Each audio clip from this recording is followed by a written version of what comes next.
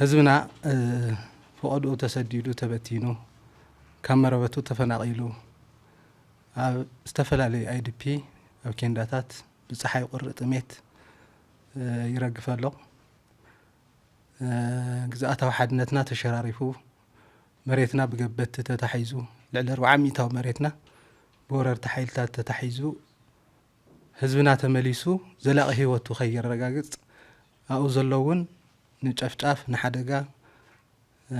ንመቅተልቲ ንእስራት ተቃሊዑ ኣብ ሕማቅ ኩነታት ይዘሎ ህዝብና ስለዝኾነ ተቁልፈ አጀንዳና ከም ከተማ ምሕዳር ክኸውን ዝግብኦ عند كخوني لنا مسرح زلنا هلونا حزب تግራይ بزلاقነት وحس مغوار ብሄራዊ ረብሓ حزب تግራይ بزلاقነት ምርጋጽ حزب تግራይ ናብ መረበቱ ተመሊሱ ስሩዕ ህይወቱ ናብሩኡ ክመርሕ ምግባር ግዛአታው ሓድነትና ምርጋጽ ኣብዙሉ አጀንዳታት ማእኸል ጌርና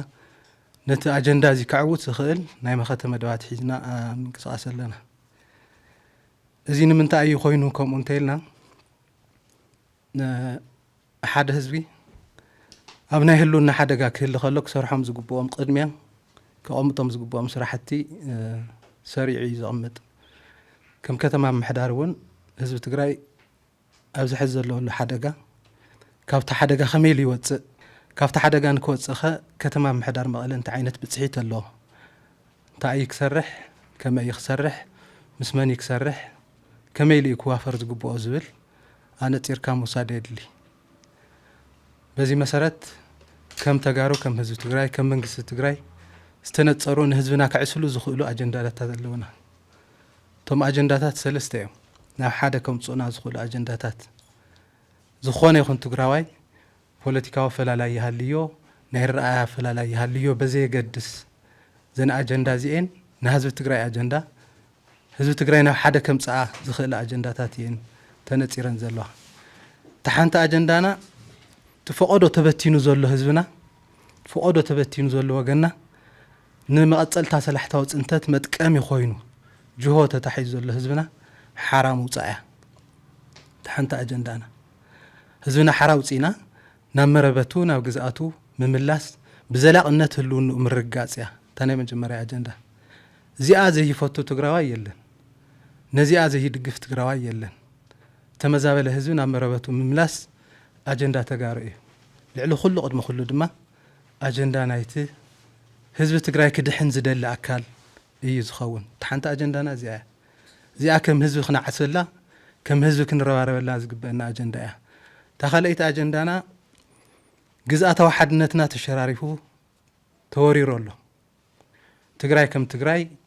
ናተሸርመመት ናተቆርመመት ጂኦግራፊካሊ ክትዕጸ ዝነበራ ትሕዝቶ ታሪኻዊ ጥንታዊ ትሕዝቶታት ቦረርታ ኃይልታት ክትሓዙ ብጂኦግራፊ ክትሸማረር ኣብዚእቶ ዝበሃል ትርጉም ዘይብሉ ዓቕሚ ክኸውን ተገይሩ ከምኡውን ይስራሓሉ ንኽግበር ብዘላቕነት therefore ግዛአታው ሓድነትና ናይ ምርጋጽ አጀንዳ ሉዓላውነትና ናይ ምርጋጽ አጀንዳ ተኸላይ አጀንዳና እዩ ከም ተጋሩ ግዛአታው ሓድነቱ ክረጋገጽ ዘይደሊ ዝኾነ ይኹን ዓይነት ትግራዋይ ኣሎ ኢልካ ሙሳድ ኣይከኣልን ድሌት ህዝብ ትግራይ ድሌት ተጋሩ ቅንዕና ዝሓዘ ትግራዋይ ግዛአታው ሓድነት ትግራይ ኣብ ምርጋጽ ልዑል ተራን ብጽሒትን ሒዙ ክቃለስ ዝግብኦ እዩ ታሳልሰይቲ አጀንዳና ብታሪኽ እውን ተጋሩ ናኽበርና ዝመጻና መሰል ዓርሰ ወሳነና ምርጋጽ ዝተማልአ መሰል ዓርሰ ወሳነ ህዝብ ትግራይ ምንት መሰል ዓርሰ ወሳነኡ ብዙሕ ዋጋ ናኸፈለ መጽ እዩ ካብ ታሪኽና እውን ዝኾነ ይኹን መግዛእት ኣይንቕበልን ዝኾነ ይኹን ብልዕለና ክጽዓን ዝደለ ሓይሊ ኣይንቕበልን ንሕና እውን ንሕና ከም ተጋሩ እውን ንዝኾነ ይኹን ህዝቢ ንዝኾነ ይኹን ሓይሊ ኣብ ልዕሊኡ ቸቸ ክንብል ክንጽዓኖ ኣይንፈቅድን ባህልና እውን ኣይኮነን therefore ከም ተጋሩ ዝተማልአ መሰል ዓርሰ ወሳነና ምርጋጽ ሓበራዊ አጀንዳ ኣለና ኢልና ኢና ንወስድ እዚ ከም ተጋሩ ንወስዱ አጀንዳ ኮይኑ ምምሕዳር ከተማ መቐለ ነዘን አጀንዳታት እዚአን ንምዕዋት ሰፊሕ ናይ መኸተ ስራሕቲ ይሰርሕ ኣሎ ሰፊሕ ተሓደ ናይ መኸተ ስራሕቲ ብሄራዊ ጻውዒት ተገይሩ ንመንግስቲ ንጉዳኣትና መሐከሚ ንተመዛበልትና እግሪ መትከሊ ተባሂሉ ብሄራዊ ጻውዒት ዝተጸውዐ ምምሕዳር ከተማ መቐለ ህዝቢ እናቐኒቑ ሰፋሕቲ ስራሕቲ ሰሪሑ እዩ ኣብኡ ክተኣኻኸብ ዝግብኦ እቶት እውን ልዕሊ 9 ሚእታዊ እቶት ኣተኣኻኺቡ እዩ በቲ ልኡኽ መሰረት ነቲ ኣጀንዳ መኸተና ክዕውት ይኽእል እዩ ነቲ ዘዕስለና ኣጀንዳ ክዕውት ይኽእል እዩ ኢሉ ዝኣመነሉ ህዝቢ ተሰሊፉ ተወዲኡ ተንቀሳቒሱ ይዕውት እዩ ካልኣይ ኣብዚ ኸይዲ መኸተ መስዋዕቲ ዝኸፈሉ ኣብዚ ኸይዲ መኸተ ኣካሎም ዝጎደሉ ወገናትና ብጾትና ተጋደልትና ተጠቃምነቶም ምርጋጽ ስለ ዝግባእ ከም ከተማ ምሕዳር ንስድራ ስዋኣት ንኣካል ጉዳኣት ፍልይ ብዝበለ መልክዑ ቅድሚያ ህዩ ልዕሊ 150 ሄክታር ብምሽንሻን ንሕድሕድ 140 ካሬ መንበሪ ኣባይቲ ተጠቃሚ ገይሩ እዩ እዚ እውን መምርሒ መሰረት ገይሩ እዩ ተጠቃምነት ስድራ ስዋኣትን ጉዳኣት ኩናትን ተጠቃምነት ሃርበኛታት መምርሒ መሰረት ገይሩ ቅድሚያ ዝኾነ ይኹን ካብኡ ዝርከብ ሃፍቲ ይትረፍ ከተማ ምሕዳር ቅድሚያ ህዩ ነቶም ስድራ ስዋኣትና ክብሪ እዚ ጥራሕ ኣይኮነን ዝግብኦም ካሊእ እውን ይግብኦም ነይሩ ግን ታዘላ ዓቕምን ታዘላ ርከብን እዚኣ ስለ ዝኾነት ንስድራ ስዋኣትና ከምኡ ገይረታ ናጊድ እዩ ንኣካል ጉዳኣትና እውን ከምኡ ገይረታ ናጊድ እዩ ንህልዋን ሃርበኛታት እውን ብዘላቕነት ናይ ኢኮኖሚ ረብሕኦም ንምርጋጽ ልዕሊ 11,000 ተጋደልቲ ኣብ ግንባር ዘለዉ ኣብዚ ብደጀን ተወዲቦም ተዋፊሮም ዘለዉ ኮታስ ኣብ መኸተ ትግራይ ጠጠው ኢሎም ዝጋደሉ ዘለዉ ተጋደልቲ ሓርበኛታት ልዕሊ 11,000 ናይ ዕደጋ ማእኸላት ሂቡ እዩ ኣጫሪቱ ሂቡ እዩ ተጠቃምነት ንምርጋጽ እዚ ኣካል ናይቲ መኸተ እዩ ክትምክት ከለኻ ጎና ጎኒ ናይ ልምዓት ናይ ተጠቃምነት ስራሕቲ ምስራሕ ስለ ዝግባእ ብቐጸልቲ ዝሓዝናዮም መደባት እውን ኣለውና ሸኺልና ንዕድሎ ብዕፃዋ ዲቕና ዝሃብናዮም ን4,080 ስድራ ስዋኣት መናእሰይ እውን ኣለውና ኣብ ሰሜን ከባቢ ናብ 3,000 ከባቢ መጠሻ ንህቦም ኣብዚ 2-3 መዓልቲ ውሽጢ ኣካል ናይቲ መኸተ እዩ ስለ ዝኾነ ኣብ ከተማ ምሕዳር ኩሎም ዝዕየዩ ዕዮታት ኩሎም ዝስርሑ ስራሕቲ ነቲ መኸተና ትርጉም ብዝህቡ ቅኒት እዮም ዝምርሑ ነቲ መኸተናስ ንህልውና ህዝቢ ትግራይ መድሓንስ እንታይ ዓይነት ብፅሒት ኣለዎ ከመይ ህልውናና ንምርጋጽ ከመይ ኣስተዋጽኦ ይህልዮ ብዝብል እዮም ዝምርሑ ማለት እዩ ብተወሳኺ ኣብ ከተማና ብዝተፈላለየ ናይ ፌደራል ዕፅዋ ክልከላ ነዳዲ ብክልከላ በጀት ጠጠው ኢሎም ዝነበሩ ስራሕቲ መሰረተ ልምዓት ምስ ህዝብና ብምምኻር ምስ ነጋዳይ ማሕበረሰብ ብምምኻር እቲ ናይ ነዳዲ ሕፅረት ነጋዳይ ማሕበረሰብ ክሽፍኖ ብምግባር ቶም ስራሕቲ ተጀሚሮም ኣብ ገሊኡ እውን ተመሪቖም ሪኢኹምዎም ኢኹም ሕዚ እውን ከምኡ ይቕፅሉ ኣለዉ ቶም ስራሕቲ ይቕፅሉ ኣለዉ ተጠናኺሮም ናይ ኩሓ መንገዲ እኒአና ዝተወንዘፈ ንሱ ክነቐፅሎ ኢና ኣብ ዝተፈላለዩ ከባብታት ተበላሽዮም ወይ ተቆሪጾም ዝፀንሑ ፅርግያታት ኣለዉ እዚኦም እውን ክነቐፅሎም ኢና ሕዚ ድማ 2 ወርሒ ውሽጢ ክስርሑ ዝግብኦም ስራሕቲ 1-2-3 ተባሂሎም ከም ናይ ክረምታዊ መደብ ብሰፊሕ ናይ ሓፋሽ ምንቅስቃስ ክስርሑ ዝግብኦም ናይ ሓምለዋይ ልምዓት ናይ ፅሬትን ጽባቐን ናይ እቶት ምትእኻብ ክረምታዊ መደብ እቶትን ንግድን ምትእኻብ ስራሕቲ ተጠናኺሮም ክስርሑ ምርዳእ ተገይሩሎም ናብ ተግባር ካብ ሓምለ 1 ናብ ተግባር ክጅምሩ ምድላዋትና ኣጠናቒቕና ኣለና ጎና ጎኒ ንሳቶም ኣብ ህዝብና ሕማቕ ኣንፀርፅሮት ፈጢሩ ዘሎ ሰናይ ምሕዳር ጠንቂ ኮይኑ ዘሎ ተግባር ግዕዚና ክራይ ኣካብነት ውራ መሬት ካልኦት ግልጋሎት ቤት መዘጋጃ ካልኦት ኩሎም ንህዝብናስ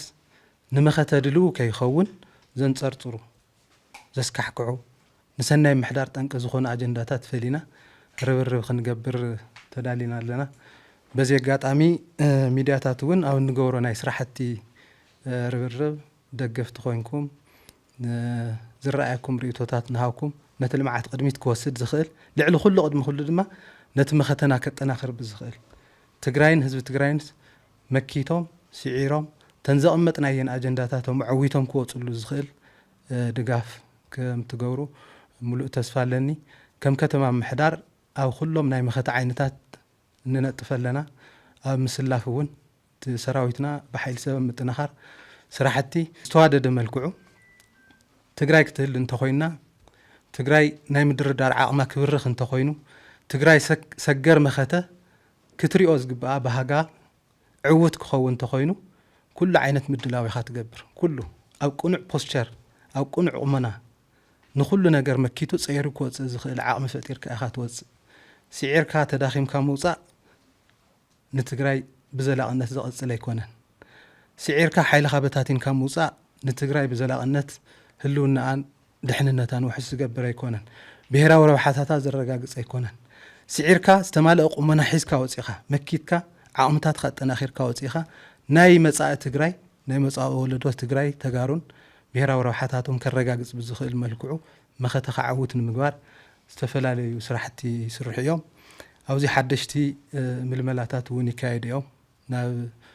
قالسي كصنبرو زغبوم عقمهم طعناهم عدمهم زفقد فيزيكال قمنهم زفقد تنطاطيهم زمصو ملس تغادلتي كاهاتاتهم بستفلالي مخنيات استملس تغادلتي ناهاتاتهم كاتيو نا مسرعهم كملو أسر بصوتهم كختلو حدر سواتهم كي يعبر أسر بصوتهم كختلو من قصاصات اللو سرحت اللو ازي كم كتما محدار كم منقستون نتصر أنفت اللو هزب تقراي بتاريخو تقديد سؤالي سيفلتن هزب تقراي بتاريخو بصرة ديمقراسي قال سعويتو يفلتن منقستن ودبن نتصر أنفت أميتهم متأمان مسارة سقابرة زتملسن زتنطواطبن أهدوك ملس متأمان مسارة جبرة حدش حيلي نمختنا كتناخر زخيل عام زلوا عام زفقده تعنا وخنتاتو استرجاجت نام مختنا نتمخته حزب تجري كعوت زخيل حيلي ناي متنخر سراويتنا ناي مدقاف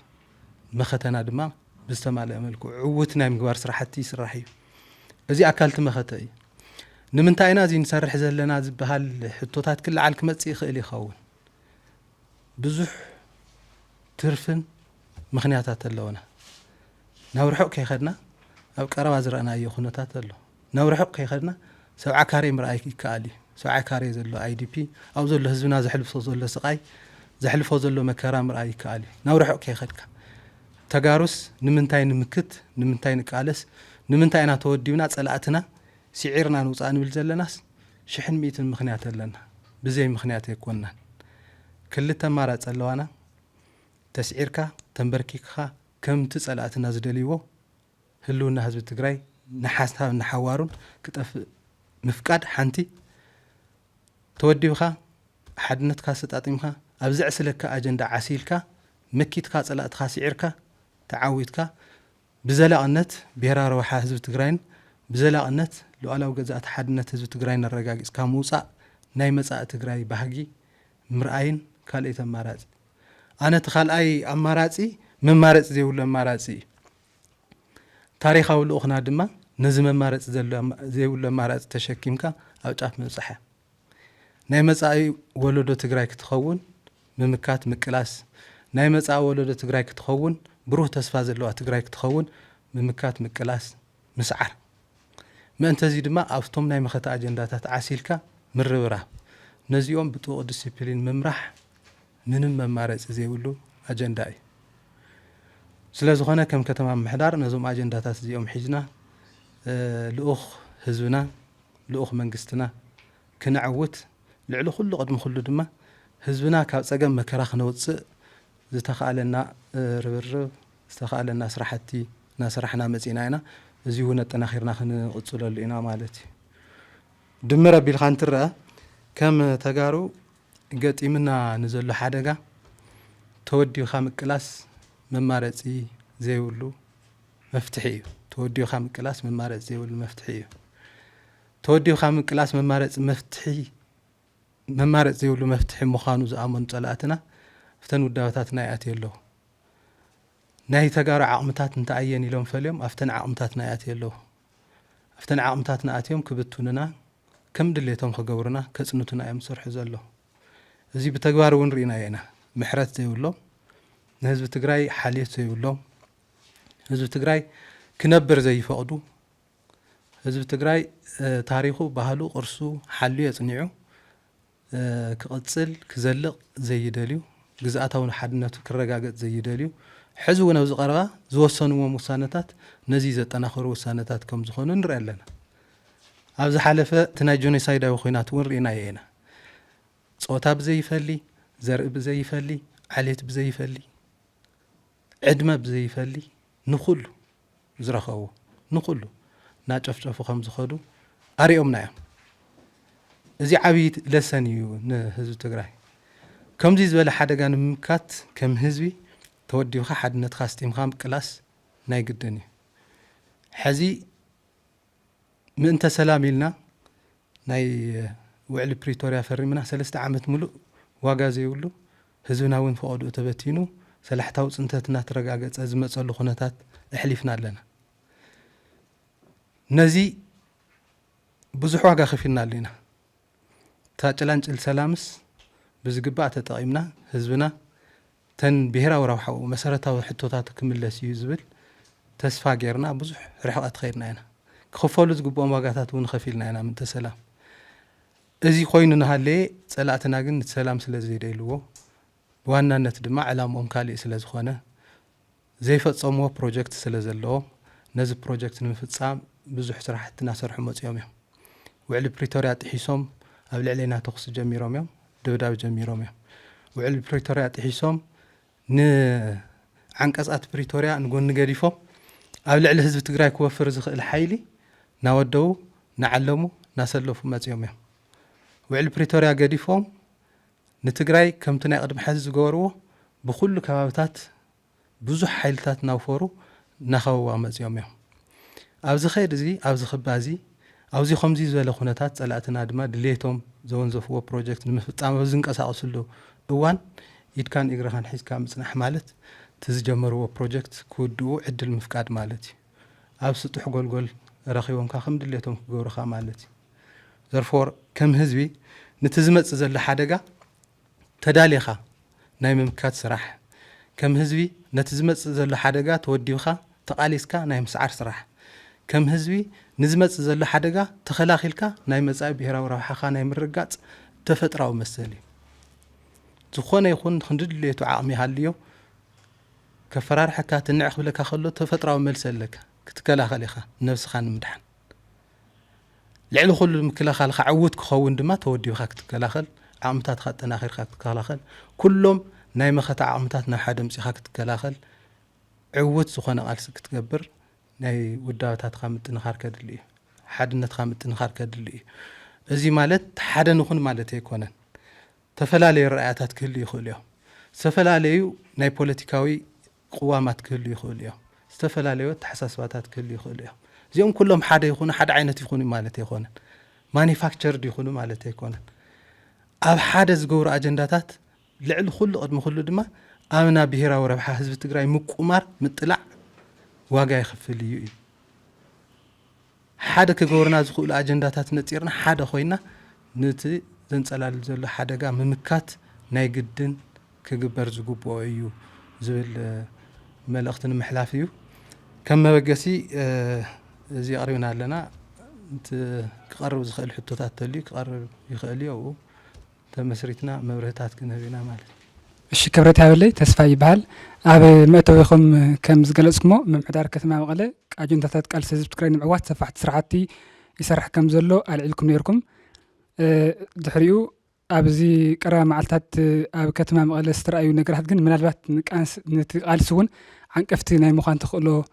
ዘለዎም ትርኢታት ከም ዘለዉ ኣብ ማሕበራዊ ሚድያ እውን እናተዘዋወረ ፀኒሑ ኣሎ እዚ ኣብቲ ህዝቢ ትግራይ ዘለዎ ናይ ዲፕሎማስያዊ ቃልሲ ኣመራፂ ኣለታዊ ፅዕንቶ ኣይፈጥርን ዶ እዚ ኩነታት እዚ ከመይ ሪኢኹሞ እስካዕ ሕዚ ዝኸድኩሞም ክያርታት ኣብ ምፅራይ ከታይ ይመስል ዝብል መብርሂ ክትሁን ኣይደለ ይቕነለይ ልዕሊ ኩሉ ቅድሚ ኩሉ ኣብቲ መኸተ ከይድና መኸተ ህዝቢ ትግራይ ዝድግፍ ሓይሊ ንመኸተ ህዝቢ ትግራይ ዕውት ክኸውን ዝፅዕር ዝቃለስ ኩሉ ነገሩ ዘወፍሕ ሓይሊ እኒአ ኩሉ ነገሩ ህይወቱ ንብረቱ ኩሉ ምሉ ትግራይስ ነቲ በፂሕዋ ዘሎ ሓደጋ ነቲ ዘላትሉ ሓደጋ ብመሰረቱ መፍትሒ ክረክብ ሕቶ ህዝቢ ትግራይስ ብመሰረቱ መልሲ ክረክብ ተኾይኑ ድማ ተቃሊስካን ምዃኑ ኣሚኑ መስርዑ እናመልአ ኣብ ዝተዋሃቦ ልኡኽ ተዋፊሩ እናሰርሐ ዘሎ ሓይሊ ኣሎ ትዝበዝ ሓይሊ እዚ ድማ ህዝብና ኦውን ዝገበሮ ዓቕሚ ውሕዳት ድማ ነዚ መኸተዚ ብዝኾነ ይኹን ምኽንያት ከተዓነቕፉ ዝመኸተዚ ዕውት ከይኸውን ናይ ጸላእቲ ልኡኽ ሒዞም ዝወፈሩ ሓይልታት ኣለዉ እዚ ክበሃል ከሎ ጸላእቲ ከምቲ ዓንተወይ ዝተቐስክዎ ናይ ተጋሩ ዓቕምን ሓይልን እንተኣዩ ኢሎም ፈልዮም ተጋሩ ክብቱንና እዮም ወፊሮም ዘለዉ ተኣይተ ዓቕሞም ናይ ተጋሩ ዓቕሚ ውዳበ እዩ ኣብ ውዳበታት ናይ ኣትየ ኣለዉ ናይ ተጋሩ ዓቕሚ ትካላት ናየን ኣብ ትካላት ናይ ኣትየ ኣለዉ ኣብ ትካላት ሃይማኖት ይኣትዩ ኣብ ትካላት ውድብ ይኣትዩ ኣብ ትካላት መንግስቲ ይኣትዩ ንዝሓለፈ እዋን እውን ኣብ ትካላት ናኣትዮም ከመይ ኢልና ብግዜያዊ ምሕዳር ናተመራሕና ጸኒሕና ኩሉ ሲስተምስ ሎስት ጌርና ኣብ ምንታይ ኩነታት ከም ዘለና ንፈልጥ ኢና ስርዓት ዝበሃል ጠፊኡ ተሓታትነት ጠፊኡ ናብ ዘየድሊ ሕቱኽቱኽ ናብ ዘየድሊ ኣጀንዳ ኣቲና 3 ዓመት ሙሉር ኢና የና ናይ ጸላእትና ድሌት እዚ ኣብ ትግራይ ስርዓት ከይህሊ ኣብ ትግራይ ተሓታትነት ከይህሊ ኣብ ትግራይ ድልዱል ውዳበ ከይህሊ ህዝብስ ዝተበተነ ህዝቢ ኮይኑ ከለላ ክኾኖ ዝኽእል ውዳበ ትካል ከድሕኖ ዝኽእል ውዳበ ትካል ከይህሊ ቀትርን ለይትን እዮም ዝሰርሑ ዘለዉ ዝስራሕ እዚ መስቲ ሕዚ ዘጋጠመ ኣተሓይዝና ክንሪኦ ማለት እዩ ሓንቲ ናይ መኸተ ቁልፊ ኣጀንዳና ታ ምስላፍ እያ ምስላፍ ንመኸተና ዘለዎ እጃም ብፅሒት ትፈልጥዎ ኢኹም ኣብ ዝሓለፈ ቃልስና ኣብ ዝሓለፈ እቲ ናይ ጆኖሳይዳዊ ፅንተት ኩናት ከመይ ከም ዝመከትናዮ ከመይ ሰሊፍና ህዝቢ ዕሲልና ከም ዝመከትናዮ ትፈልጡ ኢኹም ናይ ምስላፍ መደብና ድማ ፍጹም ዲሞክራሲ ብዝኾነ ምትእማን መሰረት ዝገበረ ይኽድ ዝብል መንግስትን ውድን ኣንፈተ ተቐሚጡ ይምራሕ ዘሎ እዩ ኣብዚ ዝኾነ ይኹን ዓይነት ጸቕጢ ዝኾነ ይኹን ዓይነት ፀረ ዲሞክራሲ ተግባራት ከይህሊ ኦሪንቴሽን ተዋሂቡ እዩ መምርሒ ወፂሉ እዩ ስልጠናታት እውን ተዋሂቡ እዩ ግንዛበታት እውን ተፈጢሩ እዩ ዝኾነ ይኹን ህዝቢ ትግራይ ኣብ ታሪክ ቃልሱ ኣገዲድካ ይተቃልሶ ኣገዲድካ ይተጋድሎን መጋደሊ ዕላማ እዩ ዝደሊ ህዝቢ ትግራይ ሕዚ እውን ንጹር ዝኾነ መጋደሊ ዕላማ ኣሎ ነቲ ንጹር መጋደሊ ዕላማ ኣጀንዳ ጌርካ ምስ ህዝብኻ ተረዳዲእኻ ናብ ቃልሲ ክወፍር ተሓድሽ እውን መስርዕ ክምልእ ትካብ ኣሃዱኡ ዝመፀ እውን ናብ ኣሃዱ ኣትዩ ምስ ብፆቱ ተሓዊሱ ነቲ ታሪካዊ ሕድሪ ተሸኪሙ ከዕውት ንጹር ኣንፈት ኣለዎ ኣብ ናይ ዝሓለፈ ናይ 05 ዘጋጠመ ተሓቂ ክልተ ዓይነት ተዓለምቲ ሓደ ሓደሽቲ ተዓለምቲ ነይሮም ንበይኖም ካልኦት ድማ ካብ ኣሃዶኦም እንጠብጢቦም 26 ዝኾኑ ንበይኖም ሓሙስ ምሸት ኣትዮም ሓዲሮም ኣብ መጽንሒ ኣብኡ ምግያሽ ኣሎ ትምግያሽ ድራር መስተንግዶ ሻሂ ዘተኣናግዳ ኣለዋ ኣብ ኦዴታት ኣትየን ዘተኣናግዳ እስካዕ ናብ تعليم كفلي وين أحدهم سخدو زتأنا قد الله نجوه توم حدش تعلم تخيدو نا تعليم توم كا أحدهم تنتواتي وهم زموتو عارفيدهم متصراي تغيرو كافتم 26 توم 6 مردات الله خدو زي يخلو مخانم ترغاغيسو نا هزوم نا سدروم كملوس تغيرو توم 10 ناو أحدهم كملوس سلز قبا أورنيلهم تمليو بروفايلهم تتحيزو ناو خدو وز قبا ناو صار معيسا خلت يزركم ناو خدو أم سفارنا هالي بدقة باستقانا ورا أجندا تزرعوا مخنا تفتيري أبزي حديرهم يوم أرفيدهم يوم تأنا جدوم أرفيدهم يوم أرفيدهم نامكينا سافر خلو بدقة خوينهم أوركستريس جور وت أجندا عنتوي تقصوا أكل نايت مختنا مدخن تمختناس ندحريت نايم ملاس تمختناس نايم متصلام كافت متصلام بيلكا كركب زخيل ولك أو روحة نوع قديمك ناي حزب تقرأ أجندا ناي واقع داقا مقرأ وفي رمز الله حيلتات كتقوم اللي خيلهم يوم مالتي كناويرهم هوي كفتار غيرهم تطايمهم لتا أجندا نسو خمك خون نير ودو أينورون خالي قداي تصاريو أو بدقن بوشتن أما حاورنا أما رارحنا سفتر كفتات سحتاتات انت أيو نسو تصارينا لنا نبت حتات نتكنا سقرينا دقة زلون أو وشت زلون كله نت خونتاتس زي مسلو كمسل زقورو ኣክተርስ ኣብኡ ዝተሳተፉ ኣክተርስ ርኢኻ ጻሪኻ ተሓታትነት ምርጋጽ ከድሊ እዩ ብመሰረታዊ ትሕዝትኡ ግን ክንምክት ክንቃለስ ድሌት ዘይብሎ ኣብ መንጎ ትግራይ ትስዕር ኢሉ ትግራይ ንኽትስዕር ኩሉ ነገር ዝኸፍልን ኣብ መንጎ ትግራይ ትሰዓር ኢሉ እሞ ትግራዋይ ኮይኑ መንነቱ ዝሸጠ ዘሎ ግጥም ልኡኽ ናይ ጸላእቲ ኮይኑ ናይ ጸላእቲ ልኡኽ ተሸኪሙ ልኡኾም ከፈጽም ዘሎ ግጥም ዝነዓቕ ይኾነ እዚ ካብቲ ብሄራዊ ረብሓ ካብቲ ዓንቶይ ዝጠቐስኩ ኣጀንዳታትና ዝወፀ እዩ ኣብ ሓደ ኣጀንዳ ክነዓስል እናተግበአና እሞ ክዕስለና ዝኽእል ኣጀንዳ ትኽክለኛ ኣጀንዳ እናሃለየ ነዚ ንጎኒ ገዲፍካ ረብሓ ህዝቢ ትግራይ ብትነቢልካ ነታ ትረኽባ በታ ንሸዓ ትረኽባ ሒሳብ እናሓሰብካ ምኻድ ትኽክል ኣይነበረን ባህሊ ተጋሩ እውን ኣይኮነን ኣብ ታሪኽና እውን ከምዚ ዓይነት ፍጻመ ኣይነበረን የለን እዚ ታሪኻዊ ስሕተት እዩ ብመሰረቱ ክእረም ይግባእ ገሊኡ ተደናጊሩ ዝኣተየ እንተልዩ እውን ካብቲ ምድንጋሩ ክወፅእ ኮነ ኢሉ ዝሰርሕ እንተልዩ ድማ ተወዲብና ንቃለሱ ንህዝቢ ትግራይ ዝጠቅም ኣጀንዳ ኣይኮነን እቲ ኣጀንዳ እዚ ንህዝቢ ትግራይ ዝጠቅም ኣጀንዳ ንጹር እዩ ኣብ ሕማቕ ኩነታት ኣሎ እዚ ህዝቢ እዚ ካብቲ ሕማቕ ኩነታት ነውፅኦ እዩ ነድሕኖ እዩ ኣብ ምጥፋእ ሓደጋ ኣሎ እዚ ህዝቢ እዚ ካብ ምጥፋእ ሓደጋ ነውፅኦ እዩ እቲ ኣጀንዳ ካልእ ናይ ጸላእቲ ብፍላይ ናይ ጸላእቲ ልኡኽ ሒዝካ መጺኻ ነቲ ናይ ህዝቢ ትግራይ ኣጀንዳ ትኹረት ከይረክብ ኣብ ምግባር ዝስራሕ ዘሎ ስራሕ ትኽክል ኣይኮነን እታ ናይ ሰሜን ዘጋጠመት እውን በዚኣ መልክዕ እያ እዚ ክብል ከለኹ ግን እቲ መንግስትን ውድብን ዘምፅኦ ኣንፈት ብትኽክል ኣብ ታሕቲ ወሪዱ ይሰርሕ ኣሎ ብኡ ልክዕ ይኸደሎ ማለት ንማል ኣይኮነን ኣብ ገለገለ ሓላፍ ዘላፍ ኣለዉ ጸረ ዲሞክራስያት ተሓዝ ኣለዉ ጸቕጥታት ኣለዉ ምግዳድ ኣለዉ እዚኦም ብፍጹም ተቐባልነት የብሎም መንእሰይ ትግራይ ህዝቢ ትግራይ መጋደሊ ምኽንያት ኣሎ መሊኡ ዝፈሰሰ መጋደሊ ምኽንያት ኣሎ ነዚ መሊኡ ዝፈሰሰ መጋደሊ ምኽንያቱ ኣሚንካ ዕላምኡ እንታይ ምዃኑ ረዲእኻ ናብ ሓደ ምፂኻ ክስለፍ ክምክት ምግባር